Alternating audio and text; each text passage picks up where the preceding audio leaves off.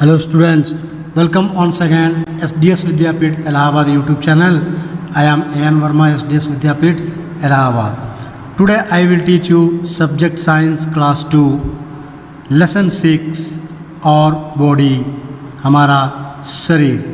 In this chapter you will learn internal organs यानी कि आंतरिक अंग, bones and muscles हड्डियाँ और मांसपेशियों, एक्सरसाइज व्यायाम, इन सब के बारे में इस अध्याय में आप पढ़ेंगे. आप लोगों ने शरीर के सभी अंग देखे होंगे. देखे हैं? जी नहीं. शरीर के सभी अंग हम और आप कोई भी नहीं देख पाएंगे, क्योंकि कुछ शरीर के बाहर जो अंग दिखाई देते हैं उसे हम और आप सभी लोग देख सकते हैं, लेकिन जो अंग शरीर के अंदर हैं उसे हम और आप नहीं देख पाएंगे. जो शरीर के बाहर हैं उसे एक्सटर्नल ऑर्गन्स कहते हैं, और जो शरीर के अंदर जो अंग है उसे इंटरनल ऑर्गन्स कहते हैं. इन्हीं सब के विषय में हम पढ़ेंगे. चलिए स्टार्ट करते हैं. और body is like a machine, यानी कि हमारा शरीर एक मशीन की तरह है. It consist of many parts, इसमें कई भाग हैं. सम पार्ट्स आर आउटसाइड, यानी कि कुछ भाग बाहर हैं, while some are inside in the body, कुछ हिस्से बाहर हैं, जबकि वाइल सम कुछ हिस्से आपके शरीर के अंदर हैं. और body has two types of organs, हमारे शरीर में दो प्रकार के अंग हैं. First one is external organs, यानी कि बाहरी अंग.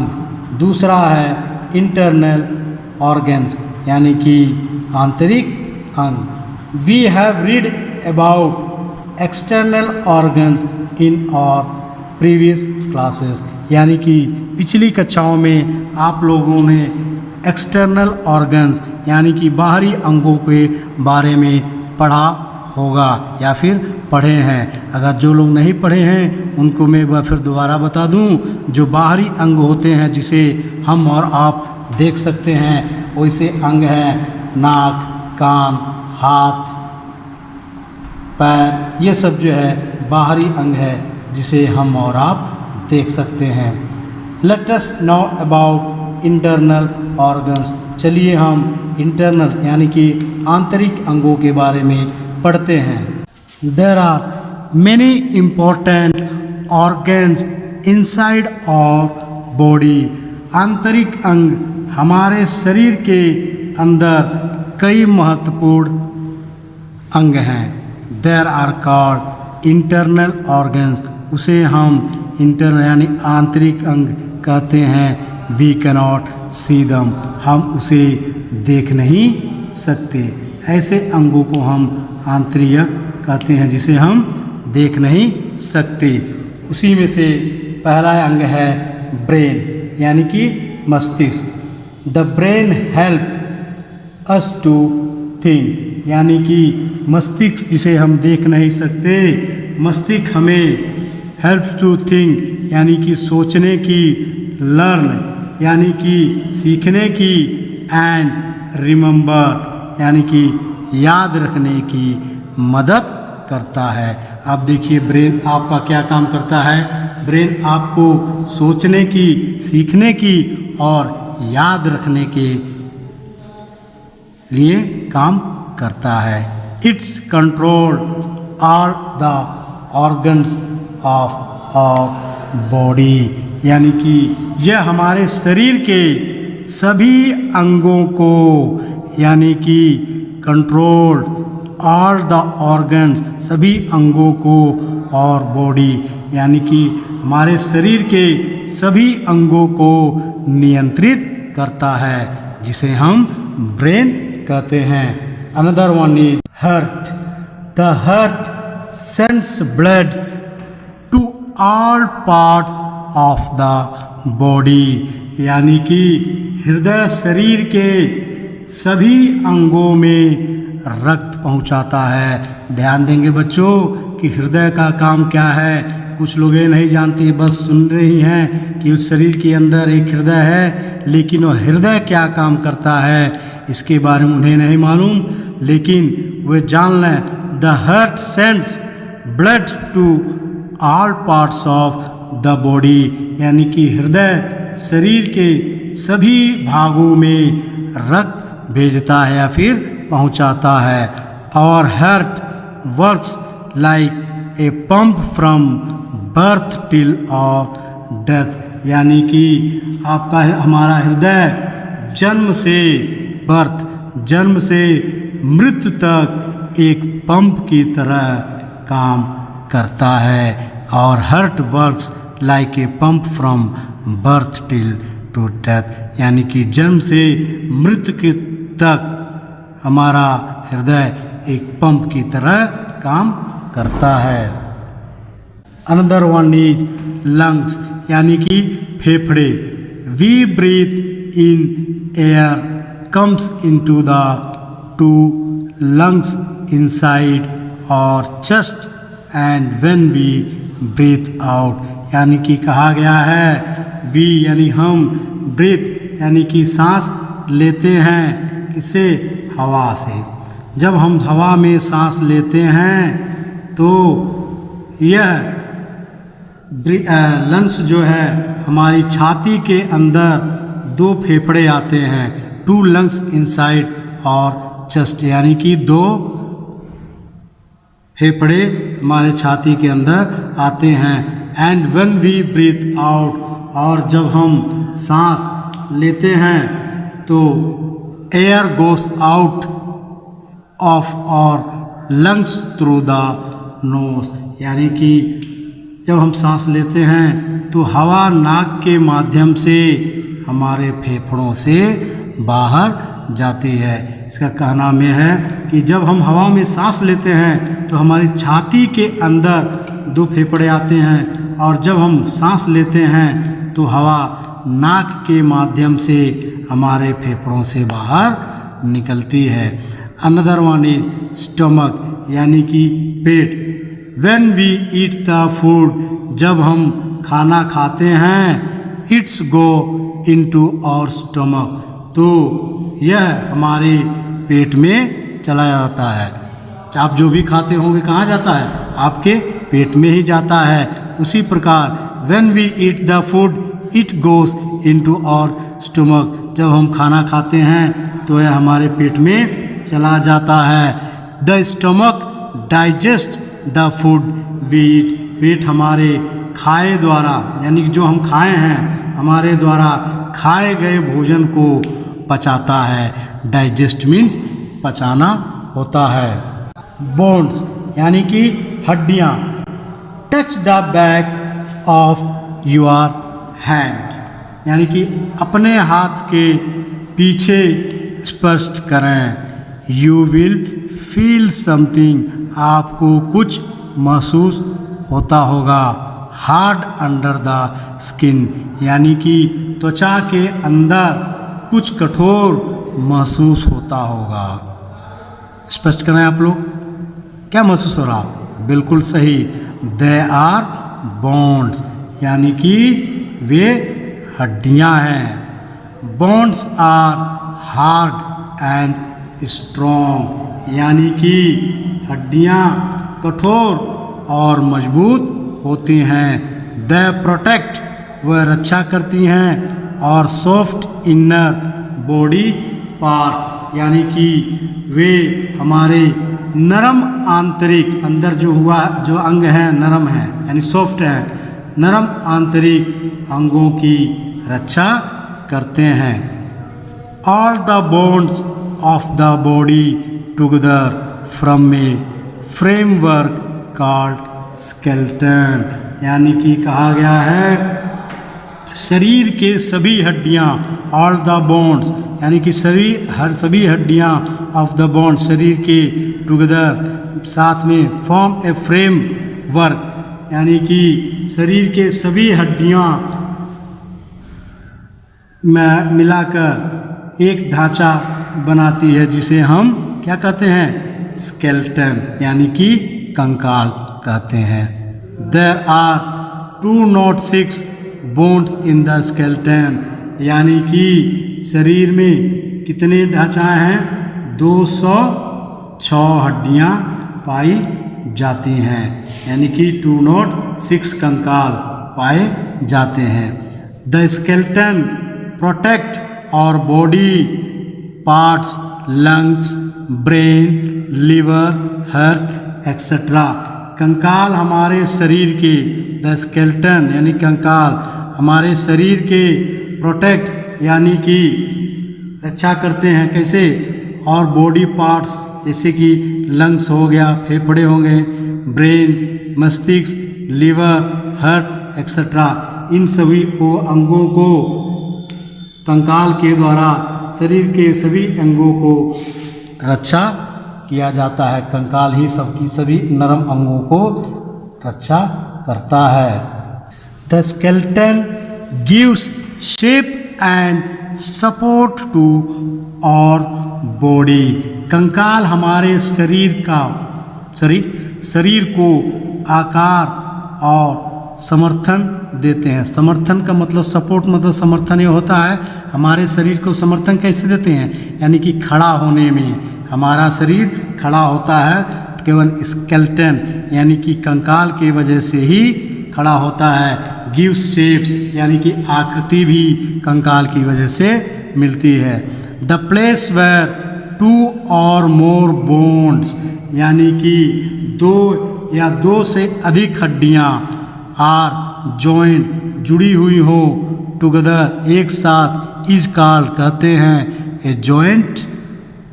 यानी कि 1 या 2 से अधिक हड्डियां आपस में जुड़ी हुई होते हैं, उसे हम जोड़ कहते हैं, यानी कि जॉइंट कहते हैं। Joint allow us to bend, kick और ट्विस्ट।